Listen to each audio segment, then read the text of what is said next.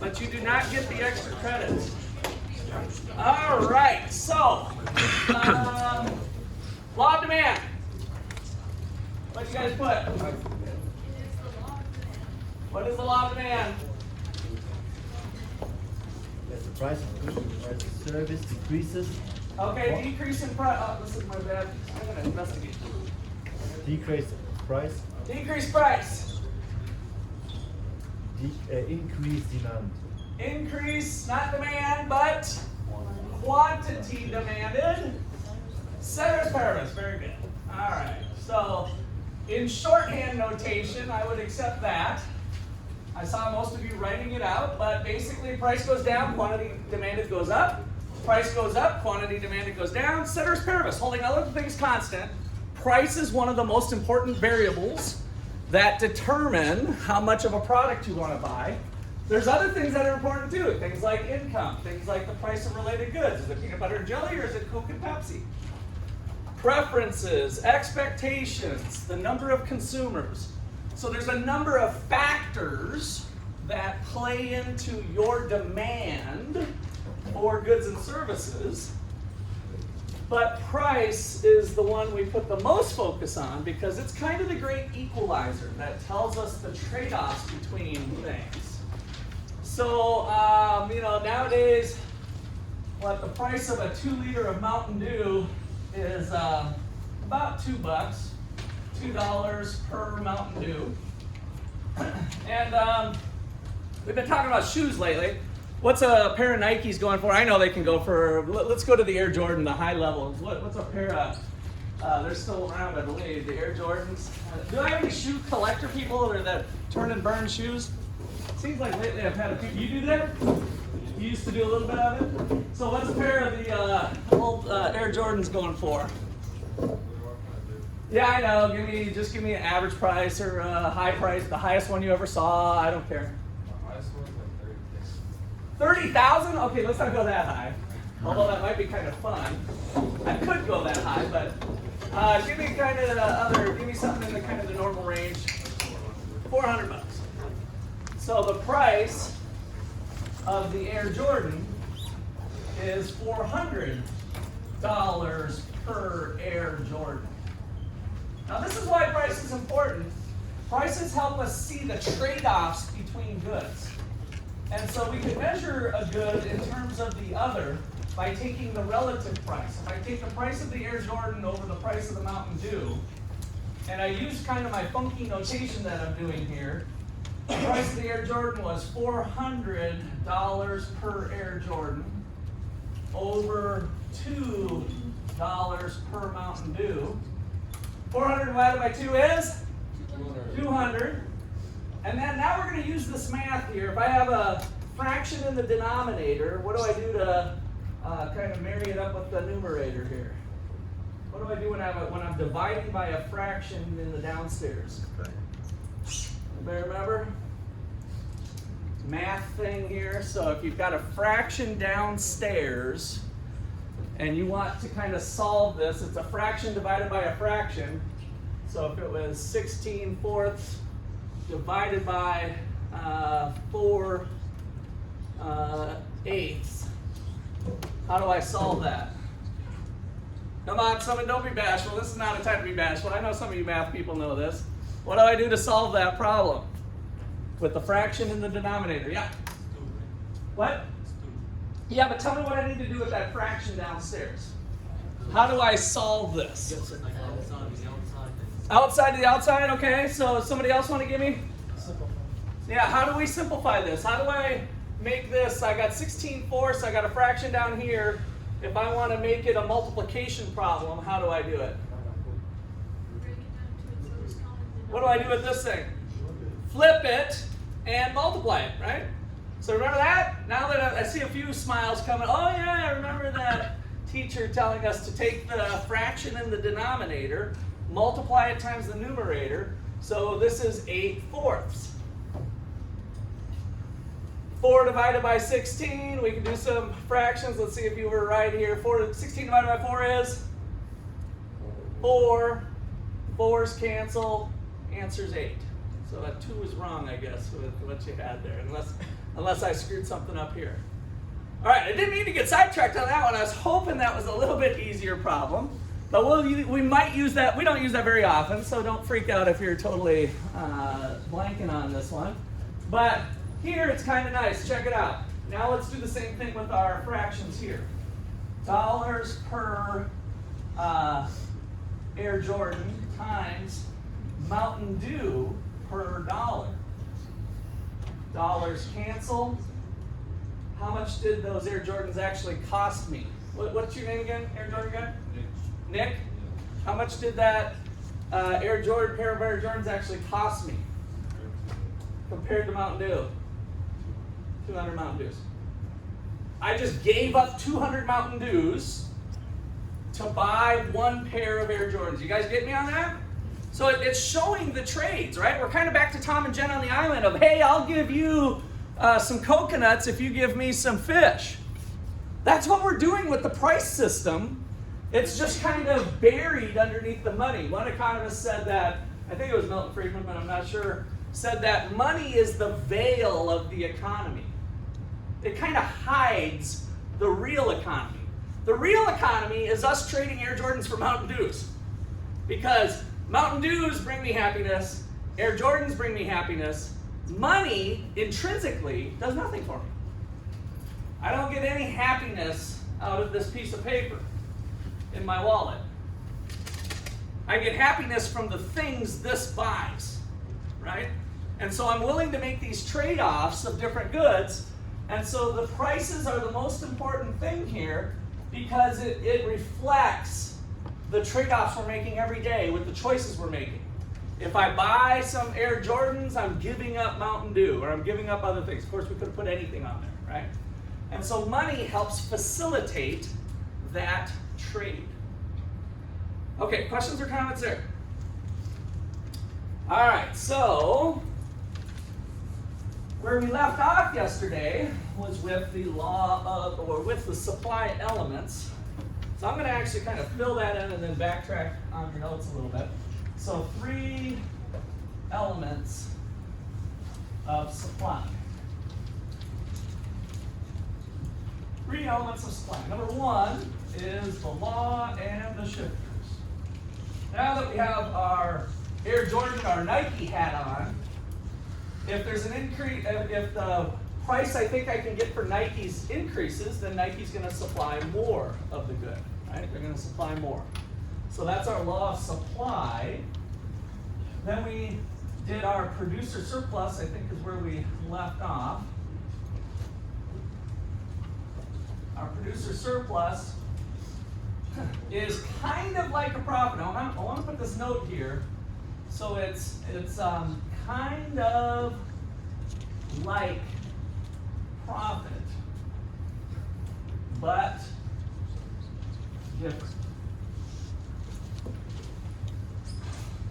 Different than total profits equal to, what's the equation again? Total profit, total revenue, minus total cost. So I just want to highlight here that it's not this equation. This is what total profit is. Producer surplus is not total profit. They're not equal to each other, but there is a kind of a profit component, but we're looking at a per unit basis as we explored yesterday.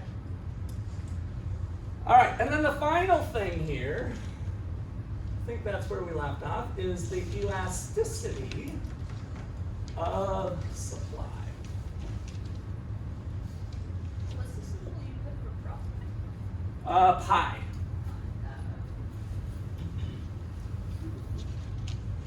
So elasticity of supply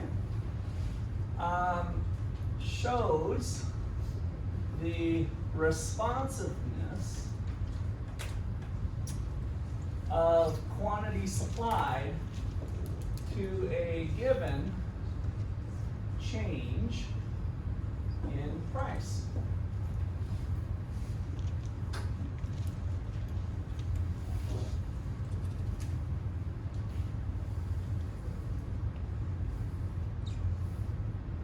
So let's think about broccoli. We brought some broccoli last night, so that was the first thing that So let's look at a supply curve of broccoli that's fairly steep and one that's fairly flat.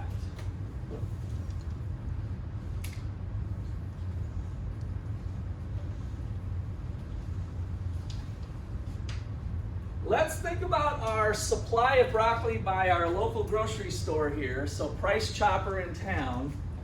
Which one shows the supply of broccoli today versus which one shows the supply of broccoli over the course of a month?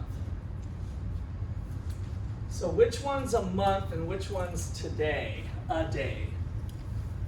So is the steeper one the day or the month in terms of the responsiveness of Price Chopper's supply of broccoli in the face of a price change?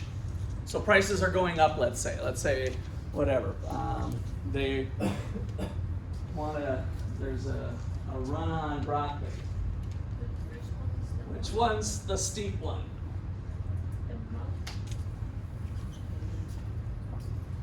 How many people say this is today? Okay, how many people say this is a month? Looks about even. All right, so here's kind of the way to help reason through this a little bit further. Let's take a price change. So broccoli, I think I paid around $2, maybe a little higher. But now they think they can get $3. Here's the response. They had 50 things of broccoli, but now they're stocking 120 packages if it's wrapped in plastic. Maybe we should just do heads of broccoli or something. And for this one, let's say we start off at 50 as well, at $3. Maybe they can find 3 more.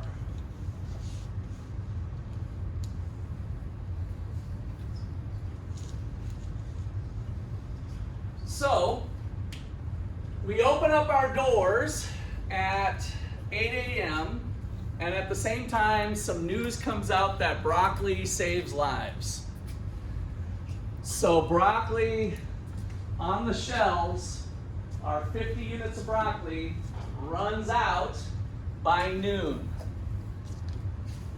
Which one is the supply of broccoli today, like them being able to get more broccoli to satisfy the demand?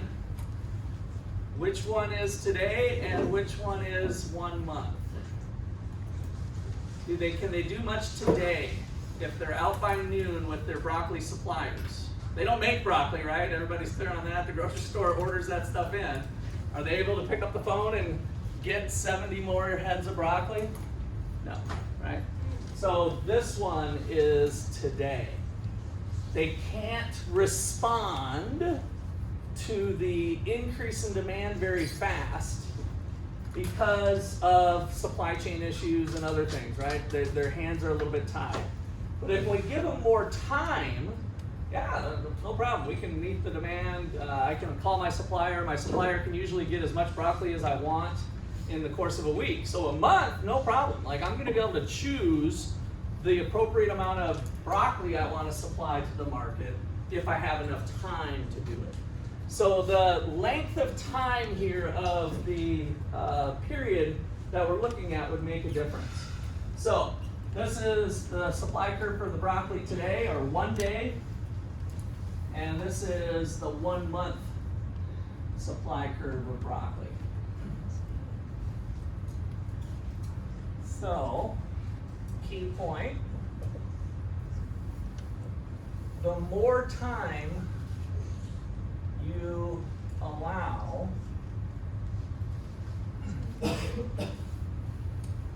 the supplier, gosh, I can't write today, the supplier to respond to price changes, the more elastic the supply curve will be.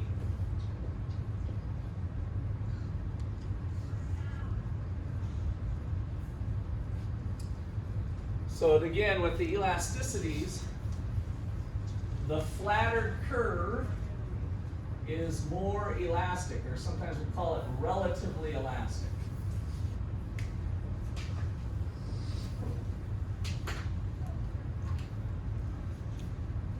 The steeper it is, the more inelastic, right? Not elastic.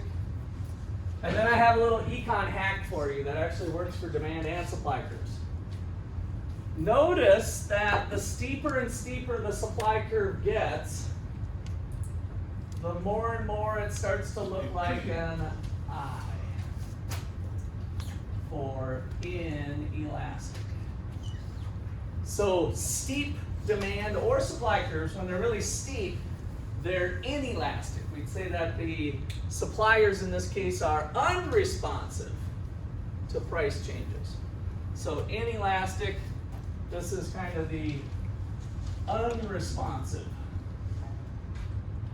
Different ways of looking at it. Unresponsive, inelastic supply.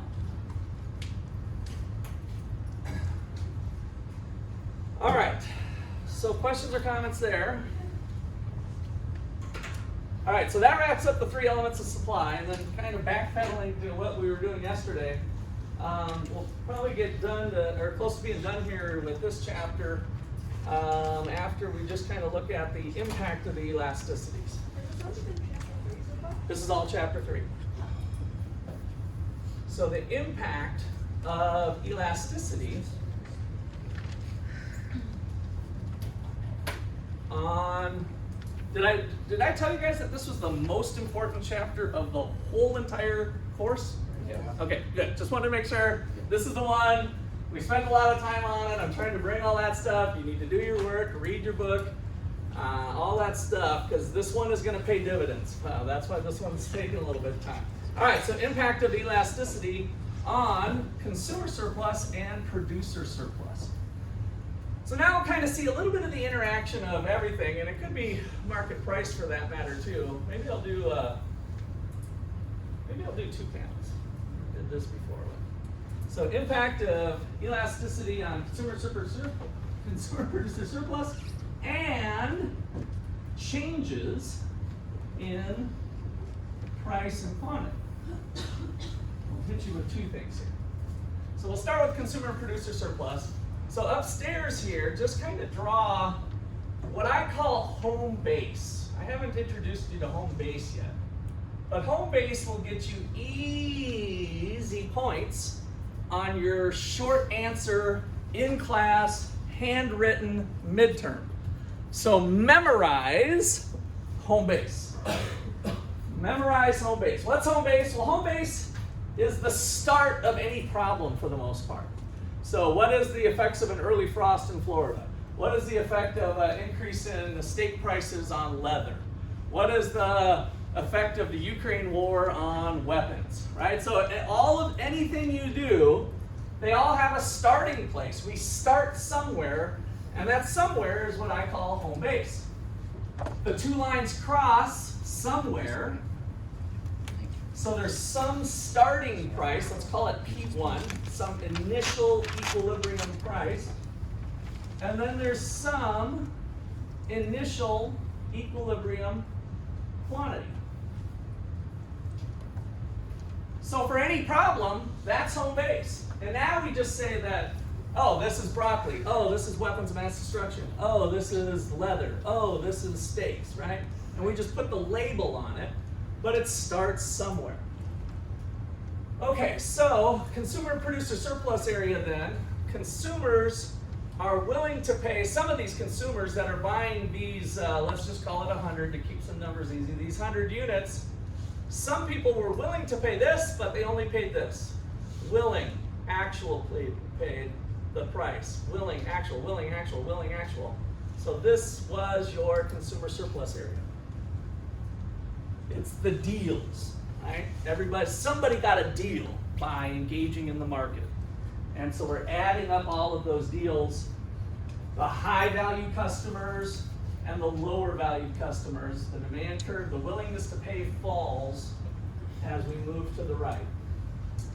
Producers, on the flip side, if we analyze each one of their units, they provided the 10th leather jacket. The 10th leather jacket was here, and it only cost them 30 bucks, but they sold it for 100 bucks. The 20th leather jacket cost them $40, but they still sold it for 100. The 80th leather jacket cost them $80, but they still sold it for 100. So it's like the profit that they earned on each additional leather jacket, if we were to kind of go back in time and thinking about the cost of each additional leather jacket, because the supply curve is the incremental cost of each leather jacket. So this area ended up being our producer surplus. The dollar value difference between what a producer actually receives and the minimum amount they must get for each jacket produced. Okay, that was all review. And now I want to apply the elasticity. If the demand for the product, for the leather jackets, becomes more inelastic, what happens? I'm going to rotate this through here. What's happening to consumer surplus? Going up, It's going up, right? What about producer surplus? down. So my new demand curve is the golf club. What happened to producer surplus? Staying the same. It stayed the same, right? So it's still here. So the golf club's the new demand curve. Here's the supply curve. It's still here. So producer surplus stayed unchanged. But consumers are finding more value because they really, really love these leather jackets, right? So they're willing to pay higher prices. The people who value them the most, they would have paid $300. That's our $30,000 pair of friggin' Air Jordans, right? Some freakazoid out there is willing to pay 30 grand for one pair of these rare Nike Air Jordans. So somebody out there is willing to pay it. So that's what's the elasticity. Now, if at the same time, I should have brought both golf clubs maybe today. What if the supply was becoming more inelastic? We only have one pair of Air Jordans. So what's happening here to producer surplus? Getting bigger. No? Okay, so sorry, let me just keep this since that's what I got here. If I make the supply curve more inelastic, what's happening to producer surplus? Now it's getting bigger, right? So this area, this thing's getting bigger, and consumer surplus is staying the same. And then if I had both of them here, maybe they would both grow, right? So the areas of consumer and producer surplus are influenced by the elasticity of supply and demand. So that's kind of the connection there. So let's, on your papers now, let's just say something, let's go back to my original problem. Let's just say a more elastic supply curve. So if this is D2, we get the conclusion here of more inelastic demand increases consumer surplus while producer surplus is fixed, according to what we drew here.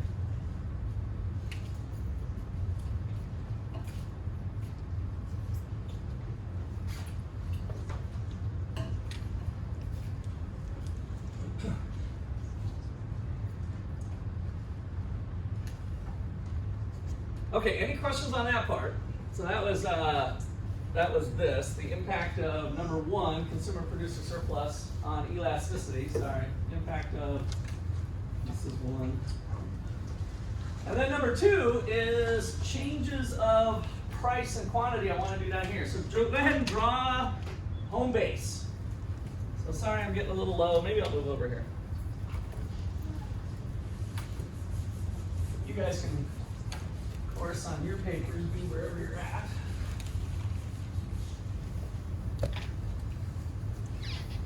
So draw a home base again. Supply, demand, you're going to get so good at this, you're just going to be able to crank them out. Initial equilibrium price, initial equilibrium quantity. Always label your axes, price, quantity with what we're doing currently. Sometimes you just put a dollar sign up here.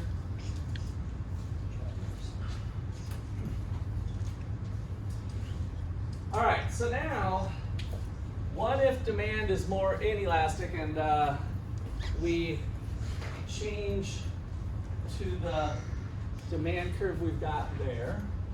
So just draw, it doesn't have to be as steep as it was before, it doesn't really matter, but just make sure it's going through there. Do the same thing we did on that picture.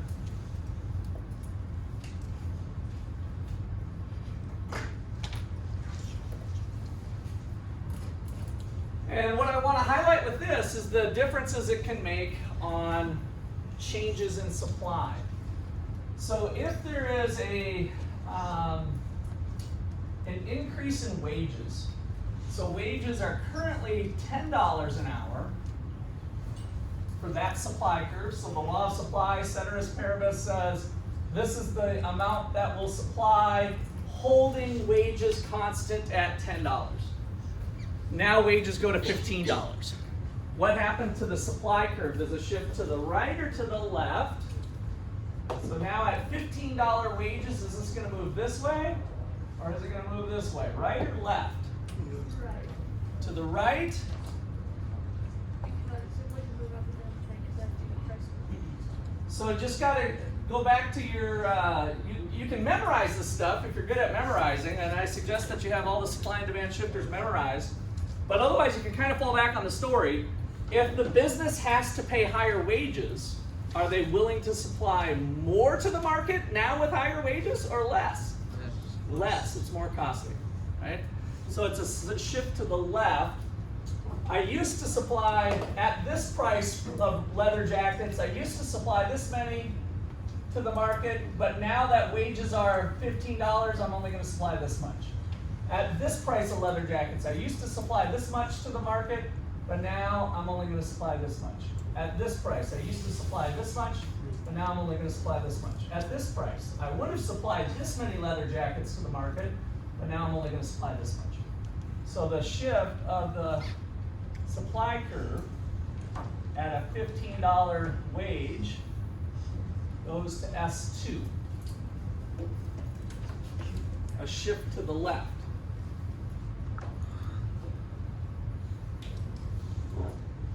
So where was there more of an impact on price? With the relatively inelastic demand or the old demand? Let's just call it old demand and new demand. Maybe keep it here, the original, the old, or the new. Which one is there a bigger price effect? The new or the old? The new is the red, the old is the black.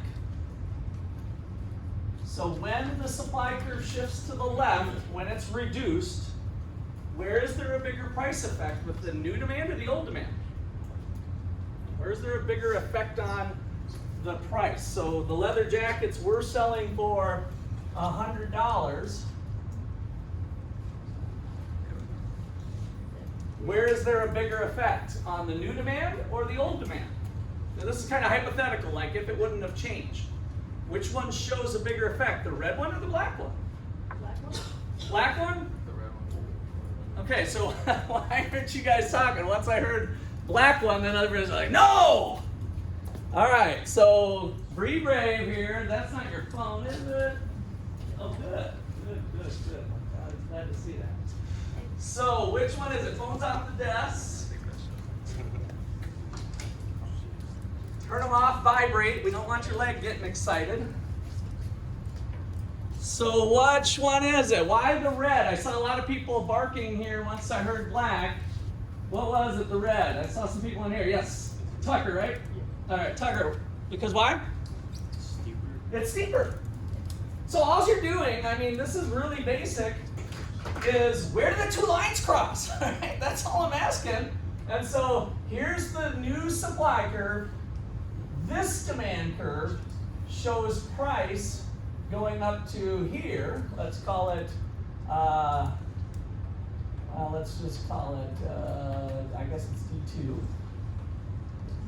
So here it's $120. The jackets are going up by $120 per unit. But with the old demand curve, it would have only went here. So P3. Or P1 rather, match up with the ones there, with the D1. at, I don't know, 113? Does that sound good?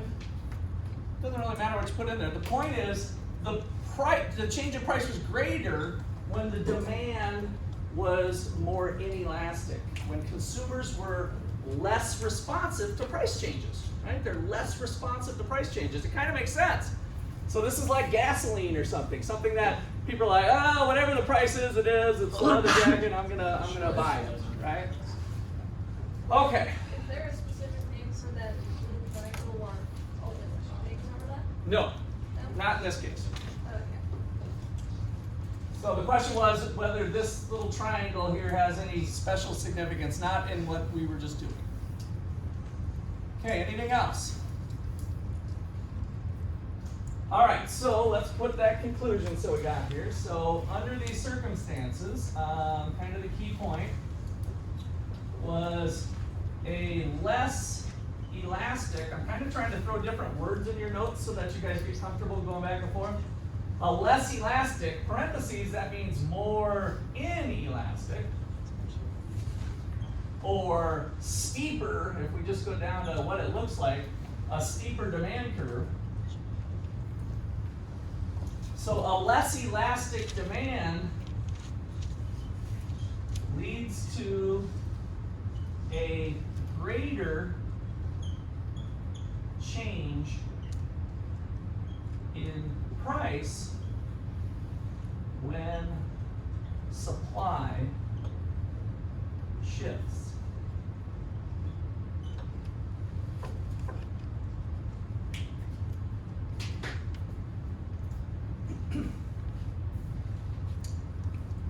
Let's do a golf club double check on what about if supply went down? If it increased, rather, I should say. Are we getting a bigger response? Is this statement still true if supply moves to here? If this is the new supply curve and this demand curve versus this demand curve, are we still getting a bigger change in price? Yes? Yes, the red is still leading to a bigger change in price, right? The price is going down harder or more with the red demand curve versus the black demand. So that statement's still true whether it's, whatever direction it's going. All right, so let's move on to chapter 4, which is really closely related to what we laid down here in chapter 3. What we're gonna do is enter in the government. Dun, dun, dun. So, for the most part, the government comes up with some policies that distort the benefits that we get from the market. It might be for good reasons, but it causes a disruption in things. And some government policies are more disruptive than other government policies. And so we use economic analysis of supply and demand to better understand what different types of policies might do. So, is the minimum wage good, for instance? The fact that the government comes in and says, businesses, sorry, you can't charge less than $7.25. That's the current federal minimum wage. Is that a good change to what the market would be doing? I want to say yes, but I figured you'd tell me I'm wrong. You're right. This is one of those counterintuitive things where higher wages sounds good for college students, right? But let's think about it right now. So minimum wage is $7.25. How much can you go work at McDonald's for right now? $15.60. Wow, is it that high? I mean, for starting pay with no experience? I wouldn't doubt it if we're up to $15, but I've certainly heard 12 within the last year. So pretty much a low, no skill job, or you'll learn the skill there. I mean, there's some skill to dropping French fries, and a lot of that crap is automated, so you don't have to perfectly know, right? The machine brings it up for you nowadays for the French fries. But there's some skill dealing with customers, customer service, and providing the food. But basically what we call a low to no skill job. Basically you can go into that job without any skills, right? So it's kind of a no-skill job or a no low-skill job. And let's just say we can get in there for $13 an hour. Is the minimum wage helping you guys out? Is the federal minimum wage of $7.25 helping you out? Why do you say yes? It wouldn't be that high otherwise? Yeah.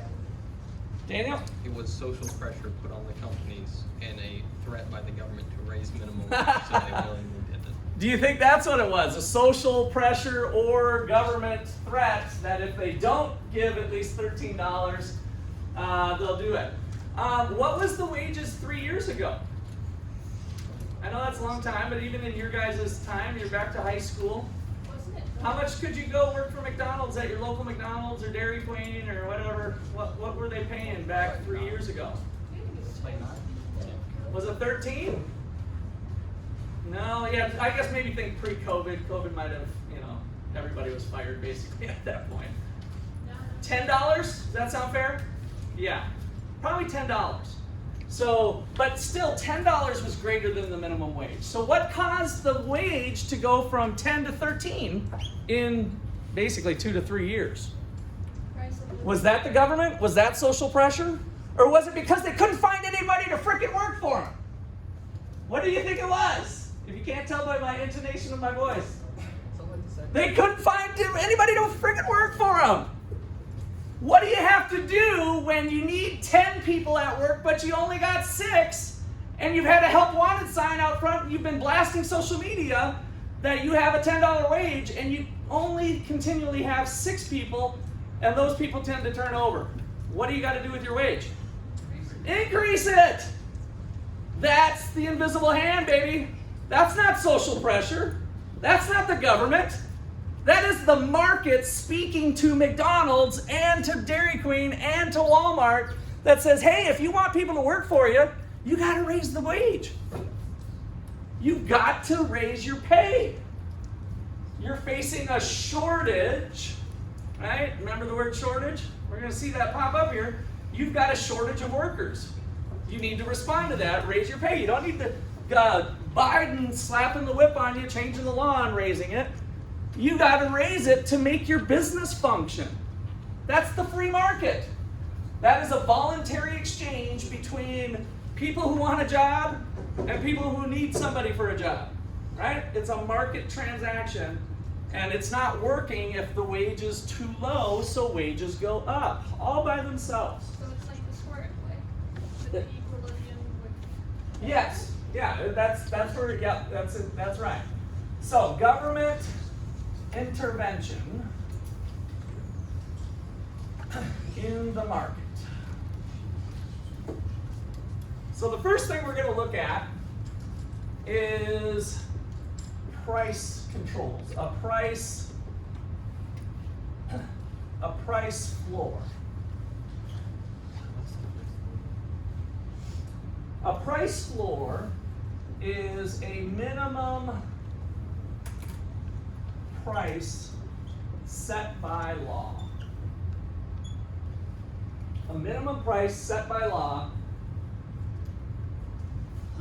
And so you can kind of think of it here as price cannot be below the floor.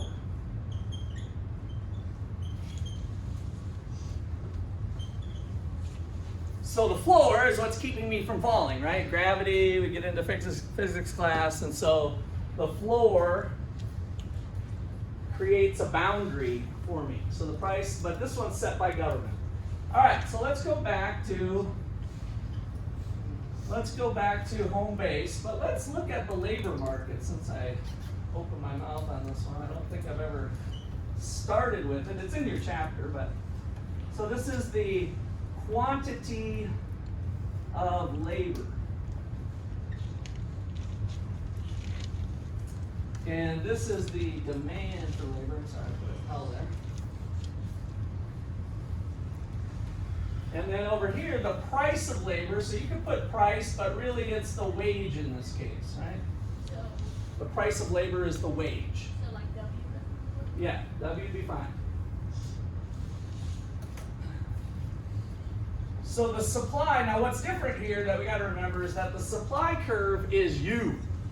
This is students. Students with low, no skill. You are the ones supplying labor to the market. And here is Mickey D's and fast food restaurants. So just jobs in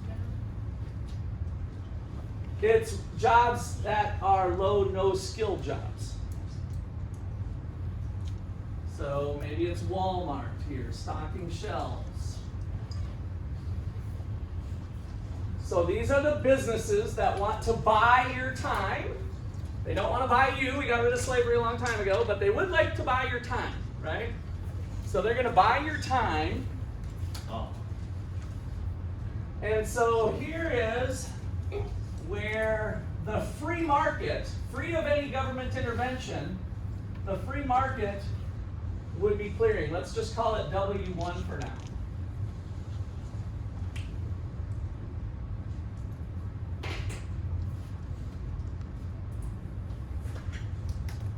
And the government officials in their suites in Washington, D.C. say, oh, the poor students in Kansas, this is unbelievable that Walmart and McDonald's and these big fancy corporate restaurants are all abusing them. They should have a higher pay. And so they set a minimum wage. They set a minimum wage here at this level. So this is the floor price.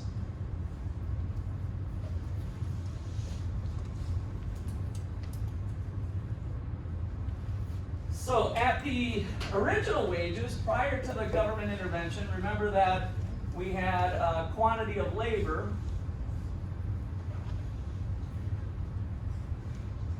Let's just call it 1,000 people. 1,000 students with low to no skills working. And then what happens when the government says wages can't be below the floor? This is an illegal wage. Like with the stroke of a pen, this wage became illegal. Students say, yay! Right? We're finally getting something higher than what we were getting before. But let's take a closer look at the market here. What did this create? According to what we learned in chapter 3. I think I heard somebody say it. A shortage? Yes. So the price floor created a shortage. So at this wage, how many hours do the fast food restaurants and Walmart want to buy? They want to buy, this is their demand curve, they would like to buy 600 hours or 600 people. Let's I guess think people here. I kind of flip-flop, but let's talk people since we're talking about jobs here. Now, how many students would love to make the floor price? A lot or a little? A lot. How do we know that? What do we do with our tool? I'm teaching you guys a toolbox, right? This is an instrument of prediction. And oh, I love that. I gotta remember that. Okay. Sometimes I surprise myself with that type of stuff. An instrument of prediction, right? I'm teaching you an instrument. I'm teaching you a tool here. A tool of prediction. And so at this price, how many students want to work? What do I need to do? What's the mechanics of using my tool? I start traveling this way, and when do I stop? When I hit the supply curve. The supply curve, of course, tells me how many students with low to no skills want to work at this new government rate. Yay, government! You're paying so much money. Woo! We finally get some kids stopping to play video games, thinking they want to stop playing video games and start working now that they got this sweet high pay. But that now creates disruption in the market, right? We got a disequilibrium in the sense that businesses are willing to hire 600 people, 1,400 people want to work, and so what do we call this shortage? There's a special name for it in the labor market.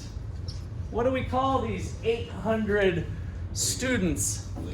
Laid off. I have another name too. Unemployed, because they might not have ever had a job to begin with, D'Anthony. That's why it's important. They didn't even get a chance to have a job to be laid off. They just decided, hey, I'm going to quit playing video games and go get a job. Oh crap, nobody's hiring. Why aren't anybody hiring? Because there ain't enough jobs to go around at this price. So here we call this a shortage, or in the labor market, the name would be unemployment. The number unemployed. And that is 800 low to no skill students unemployed. People with low to no skills. High school students, maybe some college students, they don't have a job. What do they tend to do if they need something? What do we see a higher fraction of those folks doing if they don't have a job? What might they need to do to eat? Steal. Maybe do drugs. Keep playing video games, right?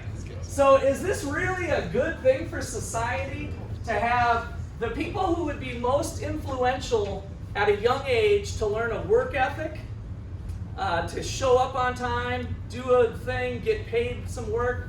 Is this really a good policy for our young people? I don't think so. It's a bad policy. Right? And so we have unemployment rates for high school students, for instance, in some studies like in Seattle when they raised the minimum wage, that were 32%. 32%, because if you're McDonald's, do you want the senior citizen or somebody that's been there for a while that's not a high school student to be working for you, that might be with you for the next 10, 15 years? Or do you want the high school student that's going to have a job for a year and then go on to another job, right?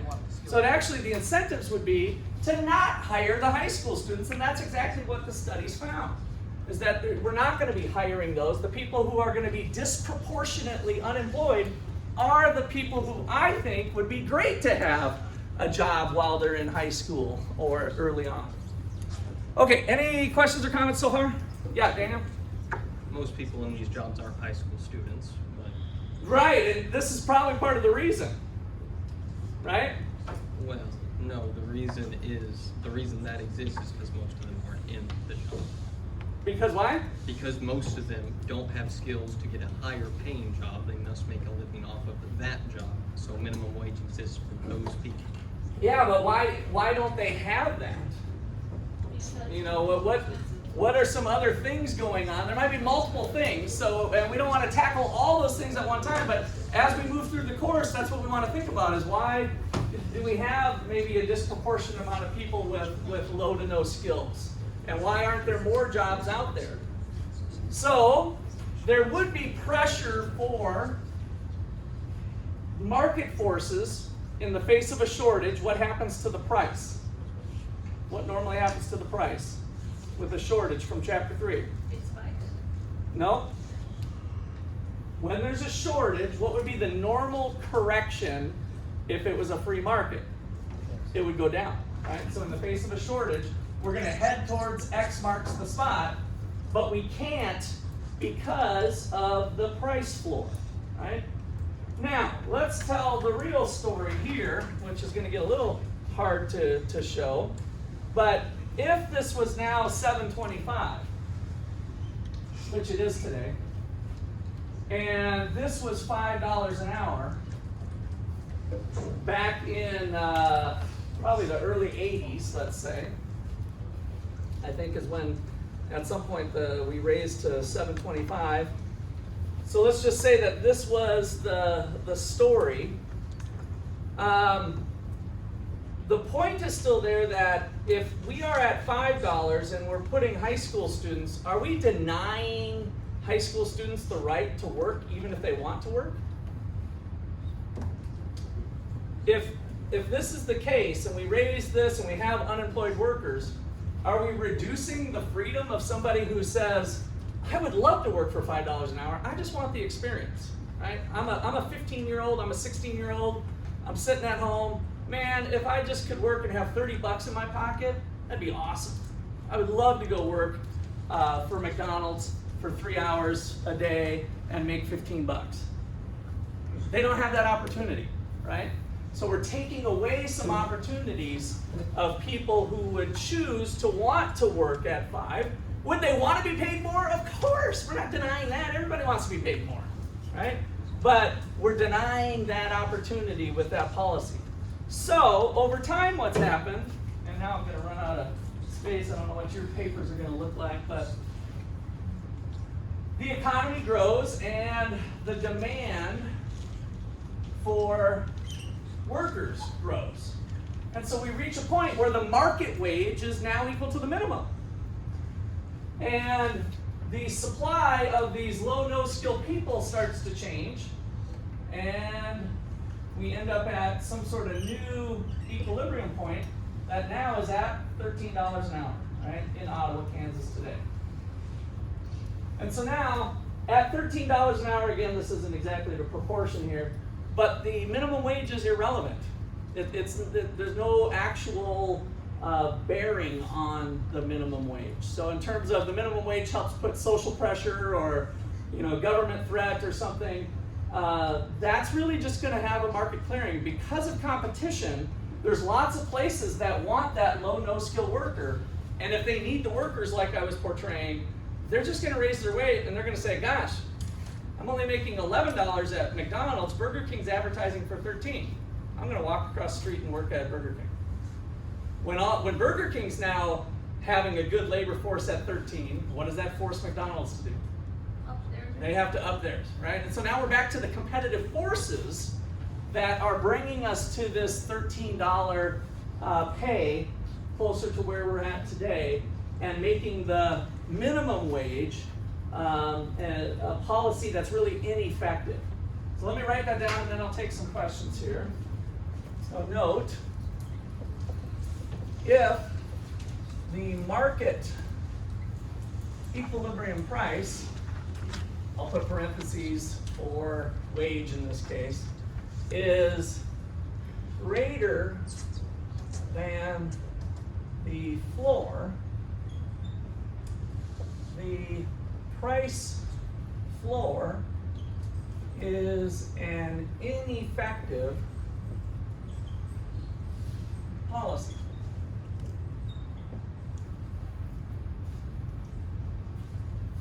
In other words, the market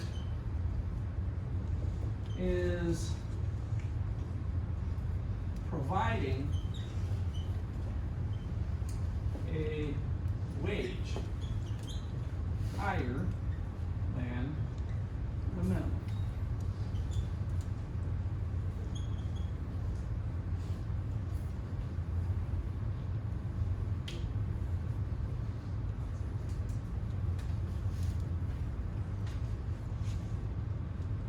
Okay, questions or comments there? Yeah. If minimum wage is so ineffective, why do we have it? Well, it's basically just sitting, lying dormant, but it's a policy that, since it's in place, can now, would be easier to change than to get rid of it, right? So we just leave it sitting around. Because now, as there's been legislation in various states, raise the minimum wage to $10, to $15, living wage, all those debates, well, there's a mechanism there that could be changed a little more easily with it being on the books. So it's just sitting as a, and it, by the way, it's still effective. In which one do you think had wages above the minimum first? New York City or Ottawa, Kansas? New York. Would have got above the minimum quicker than Kansas or Mississippi or a lot of the Midwest states.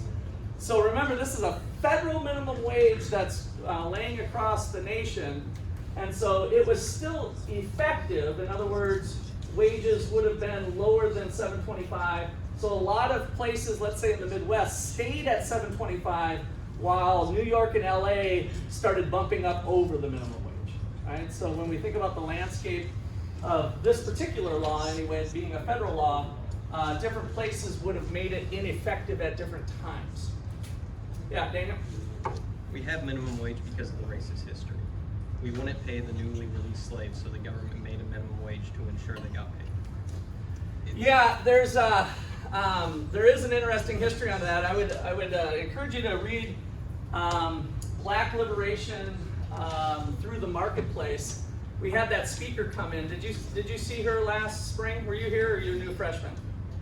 No, I was there. I didn't go. So, just a funny little twist. There is a lot of rich stuff related to the minimum wage, but that had changed at different times. But the original thing with the minimum wage was a racist policy.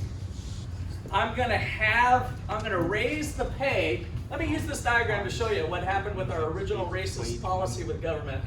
I'm gonna raise the pay. It creates unemployment.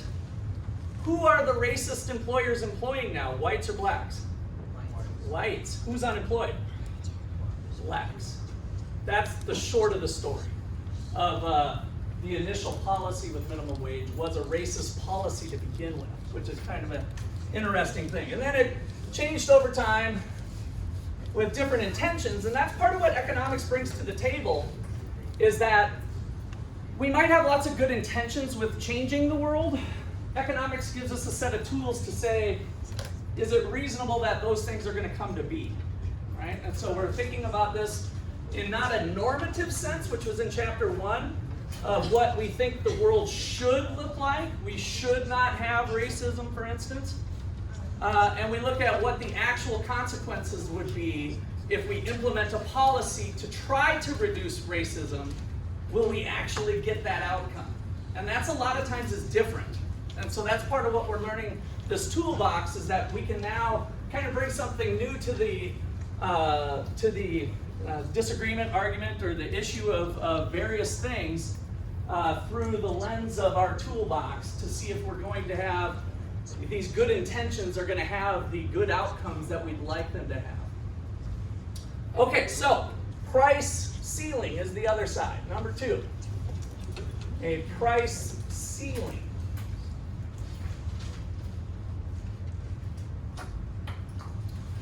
So with a price ceiling, this is a maximum price set by law. It is intended to help who? So a maximum price, since I brought up intentions, so let me give you an example. Rents are too high in our city, and so current rents are $900 for a 2-bedroom. And I think that's too high for college students and other poor people in our community. And so I'm going to create a law that says 2-bedroom apartments can't be above $600. So currently the market rate is $900, and we're going to set a maximum price of $600. Who are the government officials trying to help? Who's the intended help? The consumer. The consumer, right? Or in this case, the renters, right? So intended to help consumers. Consumers like low prices, and so heck, why not just lower the price? So get a home base going here again. And this time we'll have the price of rent at $900. And maybe we currently have 100 apartment units. And this is in 2-bed apartments.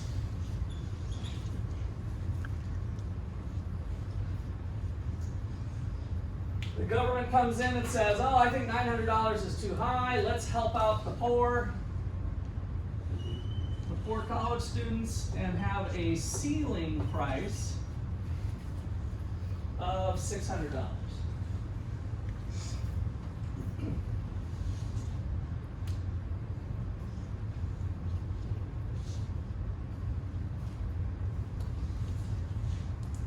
And I see a mistake we need to clean up. I got so wrapped up with the unemployed is right. Let me just see if you guys, maybe some of you probably saw this.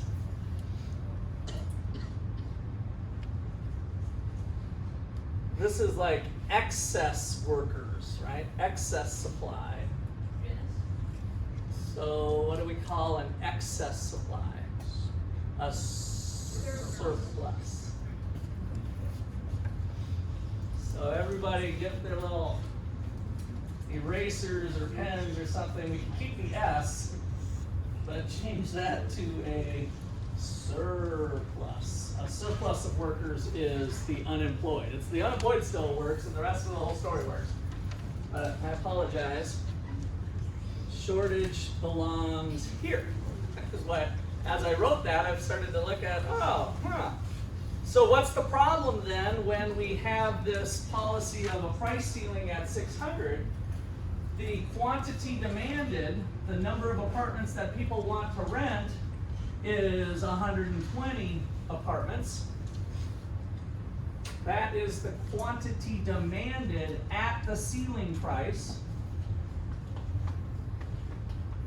But landlords and property owners, if they can only get 600, aren't able to supply that many. At a price of 600, they can supply 60. Is the quantity supplied. And so the result is a shortage. I don't think in this case I would call these people homeless. What would people need to do if they can't find a 2-bedroom at 600? Find a different place. Find a different place, move to a different town,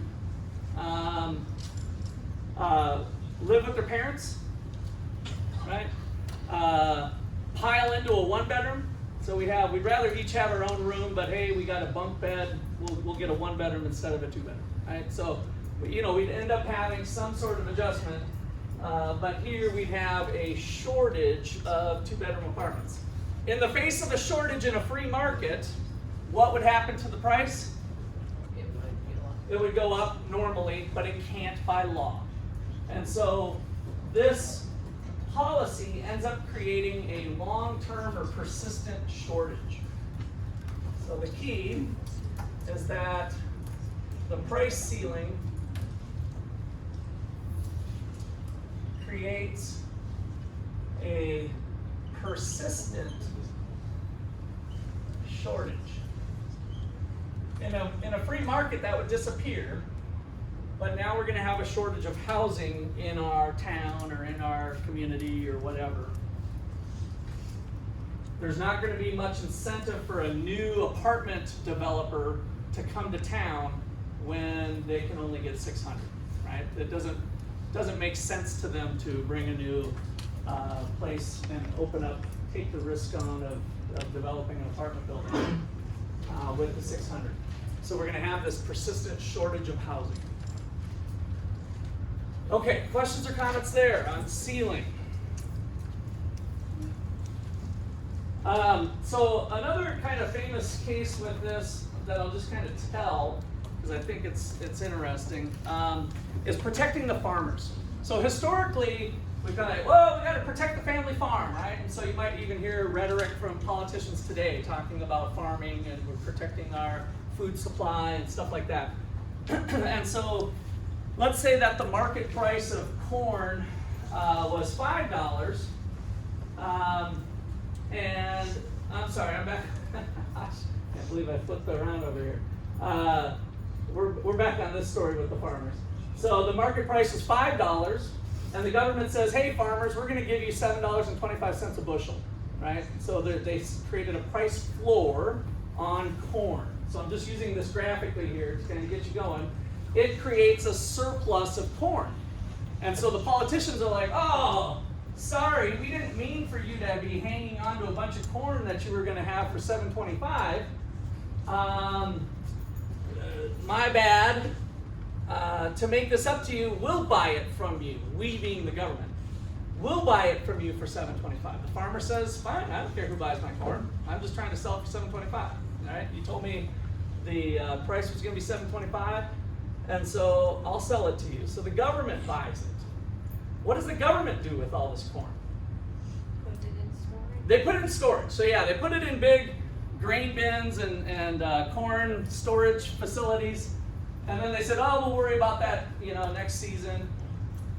Well, they learned they couldn't sell the corn because all the corn that people wanted to buy was already being purchased. And so they couldn't break their own law by selling it at a lower price. They couldn't give it away to Africa or some other nation that might need a donation of food because the corn market is global and that would disrupt that. And so the short of the story is the corn just rotted. It totally went to waste. All that corn was purchased, tucked away, and eventually just rotted away. And so it's one of the bigger stories of government waste that went on with unintended consequences, I think, having that corn go to waste. So some economists came in and said, I got a better idea. Why don't we design something to where we get the farmers the 725, but we allow the corn to be sold at whatever price it's going to be, and then we'll make up the difference to the farmer through a subsidy. And so that ends up creating less waste. The farmers get their higher price of corn. Consumers buy the corn here. Now there's still someone left paying the bill, and that's the taxpayers. But at least we didn't have a situation where the taxpayers paid for the corn and the corn went to waste, right? So it's actually a gain by designing, using this tool again.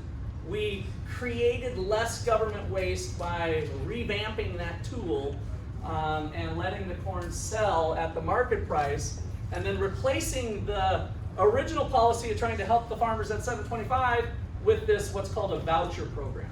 So a voucher is this deficiency payment that pays the difference between the market price and the floor price, and that turned out to be less wasteful. So kind of a shining example of economists using these tools to help society be a better place. Do you consider this a good thing? So this is where if the point is to help the farmers, we're using economics to use that policy in a different way to get a better result. So yes, that was a good thing. Whether today's farming policy, on my podcast, we kind of talked about this in different ways. Is it really family farms anymore that dominate the U.S. market? So when the politicians tell us we're protecting family farms, do I have any farmers in here? Is it small operations that dominate the U.S. farming market? No. Big ass corporations. And so to me it's a little bit more of a corporate welfare program, and so I don't agree with, in general, to bring it up to present day. But this move was a better move from the status quo. And so a famous economist named Ronald Coase said one day, instead of trying to build utopia, like what's the perfect economy, the perfect society, or whatever, let's focus on the status quo, what the world is today, and making a change that's an improvement. And I think that's wonderful advice for kind of looking at the world of what is the world today, what's the current policy, are there changes we can make to that policy that are an improvement, right? That make it a little bit better. All right, so number 4 here. We still got 5 minutes left. Number 3, sorry. Thank you. Number 3 is a tax. So you guys are used to paying taxes when you go to the grocery store and buy $100 worth of stuff. At least that's what the price tag said, and then they ask for $110. So what is the impact of a tax? So a tax can be either an ad valorem tax. An ad valorem tax, that's another Latin word that means according to value. So property tax, sales tax is actually this way as well. So an ad valorem tax means it's basically just a percent of value. The tax is 10%, the tax is 3%, the tax is 4%. The higher the value of the item, the bigger your grocery cart, the more tax you're paying, right? $100 worth of groceries versus $200 worth of groceries, you're gonna end up paying more through what's called this ad valorem tax, a tax as a percent. Another type of tax is a per unit tax, which actually isn't as common, but still really used today.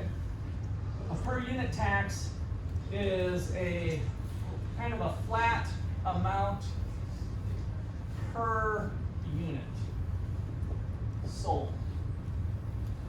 So now we're going to be thinking about, like, let's say it's $1 per unit is the tax. So per pair of shoes. So the Nike Jordan's selling for $100, it's $1. The trying to think of a low brand Marshalls. I don't know why Marshalls comes to mind, but great value shoes that sell for $3, the tax is $1. Right? So the tax is flat per unit of shoes, no matter what it is. And so the per unit tax is the one that we're going to use for class, even though it's a little less realistic. So note, for class, we will use the per unit tax because it is easier to graph and maybe more importantly has the same implications.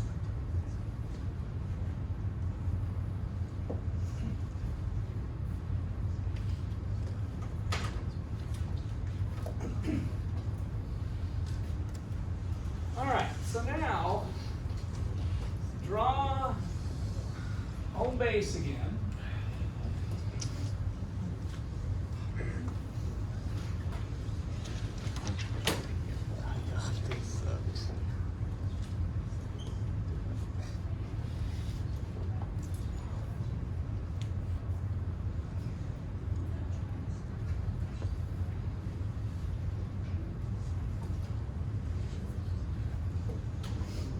So there's home base, and we were originally charging $10 for this good, and the government is going to slap a $1 tax onto this good.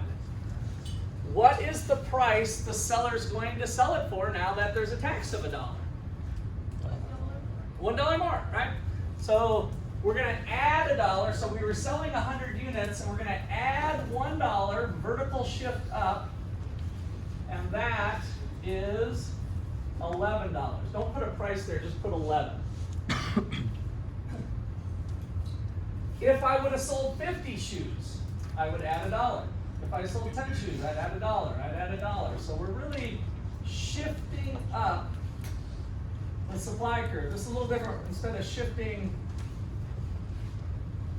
to the left, we want to think of this shifting up by the amount of the tax. Are they going to sell all 100 units now at 11 when the government told them to just, hey, sorry, there's a tax of $1, we're taxing you producers? Are they going to sell all of their units at 11? Yes. No. The new supply curve and the old demand curve is here, and that's where we'll pick up tomorrow with that cliffhanger.